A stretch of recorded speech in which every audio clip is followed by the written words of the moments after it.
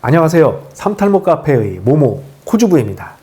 이번 질문은 모발 이식 후 생길 수 있는 부작용에 대해 질문드리고 왔습니다.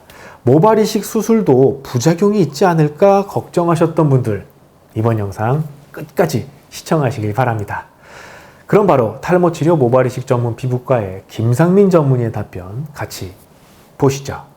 모발 이식은 기본적으로 다른 미용 수술에 비해서는 부작용이 좀 적고 좀 안전한 수술이라고 생각을 합니다. 그래서 일단 너무 걱정하실 필요는 없을 것 같습니다.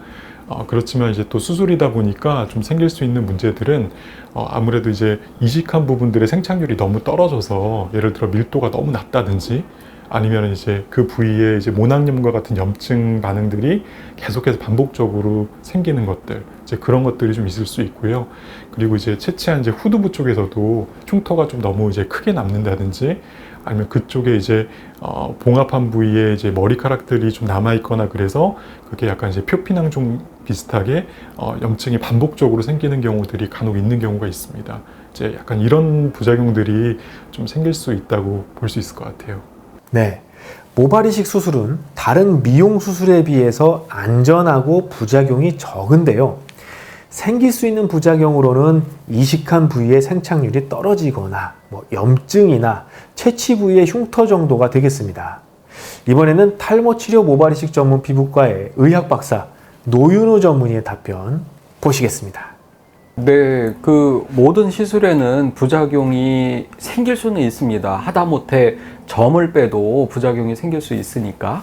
그래서 모발 이식하고 나서 우리가 생각해 볼 수 있는 부작용은 이제 이식한 모발이 생착이 안 됐을 때, 생착률이 떨어졌을 때 그런 경우인데, 생착률이 떨어지는 또 가장 흔한 원인은 수술 부위에 염증이 생겼을 때입니다. 염증이 생기면 그 부위에 생착률이 좀 떨어질 수 있고, 그게 이제 좀 생각해 볼 수 있는 첫 번째 수술 후의 부작용이고, 또 하나 이제 흔하게 오는 부작용 중에 수술을 하고 나면 약간 그 감각 이상이 생깁니다. 그 감각 이상이 대부분은 심각하지 않고 불편하지 않은 정도인데, 가끔씩은 그 감각 이상 때문에 수술하고 나서 꽤 오랫동안 불편하고 그것 때문에 고생하시는 분들도 가끔 있습니다. 근데 그거는 사실은 예측하기가 어렵습니다. 그래서 그런 경우 대부분 시간이 지나면 좋아지지만, 시간이 몇 년 후에도 수술 부위에 특별한 염증도 없고 상처에는 문제가 없는데 본인이 느끼기에 이상 감각을 느낀다든지 아니면 그 통증 같은 걸 느껴서 불편해 하시는 분들이 아주 드물지만 있습니다. 네, 잘 봤습니다. 모발 이식 수술 후 생길 수 있는 부작용으로는 크게 수술 부위의 생착률이 떨어지는 경우와 감각 이상으로 인한 불편함을 들 수 있겠습니다. 마지막으로 탈모 치료 모발 이식 전문의 강민호 전문의의 답변 같이 보시죠. 네, 부작용에 대해 설명드리겠습니다.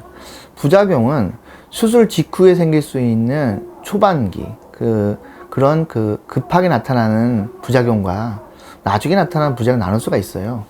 초반에는 사실은 수술 이후에 대부분 다 수술 후 생길 수 있는 여러 가지 이유들, 예를 들면 염증이라든지 또는 출혈이라든지 부종이라든지 약간의 감각 이상이라든지 이런 것들을 호소하십니다. 또한 가려움이라든지 본인의 불편함, 예를 들면 샴푸를 옛날에 하던 대로 못한다, 불편하다, 잠을 자는데 내가 원래 자던 대로 못 자고 다른 포지션으로 자고 있다, 이런 것들이죠. 사실 넓게 얘기하면 다 그것도 초기 부작용이라고 봐야겠죠. 그런데 대부분 그런 것들은 극복이 되는 과정이 있습니다. 문제는 이제 후기 부작용인데요. 후기 부작용은 어찌 보면 해결이 안 되는 그런 부작용이 있을 수 있죠. 절개를 하게 되면 절개 라인이 있게 되는데, 아무리 저희가 투레이어를 꿰매놓고 그 다음에 그렇게 해놔도 피부 성질상 그게 많이 벌어지고 또 켈로이드처럼 올라오고 그런 분들이 있습니다. 보통 1년 정도 지나면 나타나게 되는데요. 그런 것도 사실 후기의 부작용이죠.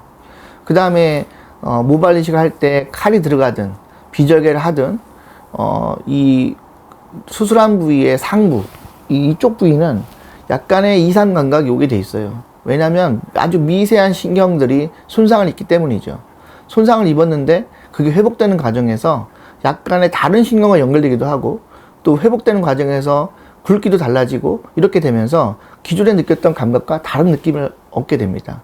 이게 회복되는데도 한 1년이 넘게 걸리지만 어떤 경우에는 그 감각을 그대로 갖고 가는 경우도 있어요. 그래서 이런 것도 후기 부작용이라고 봐야 되겠고, 제일 큰 부작용은 머리가 안 나는 거죠.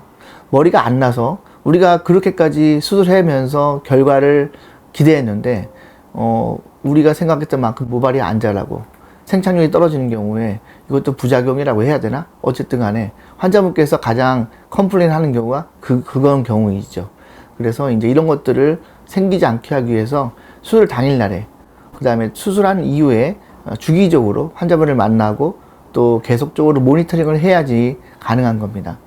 어떤 의사가 마치 이게 농사 짓는 거기 때문에 본인이 농부다 표현하셨는데 저도 그냥 동감합니다. 왜냐하면 모발을 심는 때는 어찌 보면은 씨앗을 뿌리는 것 같은 거예요. 씨앗을 뿌리고 농부가 자기가 그 농사 짓는 곳에 한 번도 안 왔다. 그러면 사실 농부가 아니죠.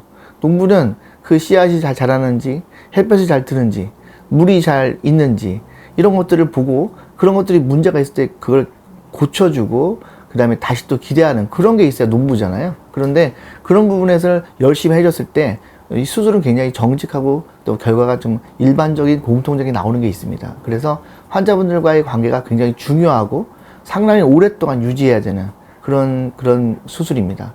그래서 병원은 수술만을 위한 시스템만을 갖춘 게 아니라 수술을 한 환자가 결과를 나오게 하는 데서의 그런 시스템과 직원과 프로그램을 가지고 있어야만이 진정한 모발리티 센터라고 볼 수가 있겠죠.